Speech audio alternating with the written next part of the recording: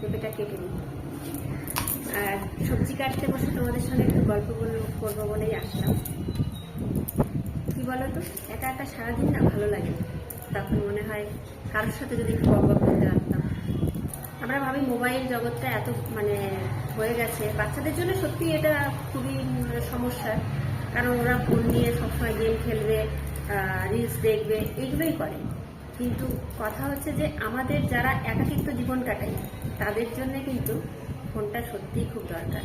আর ফোনের জন্য আমরা বেশ ভালো আছি, তাই ওই জন্য বক বক করতে চলে আসলাম তোমাদের সঙ্গে একটু। আজকে রান্না করব শিঙি মাছ দিয়ে আর পেঁপে দিয়ে কাঁচকলা দিয়ে তরকারি। এইভাবে কেটে নিচ্ছি আমি পেঁপেগুলোকে লম্বা লম্বা করে। খুব ভালো লাগে, একটু পাতলা পাতলা ঝোল করতে হবে, কোনো মশলা যাবে না এর মধ্যে, খুব টেস্ট হবে।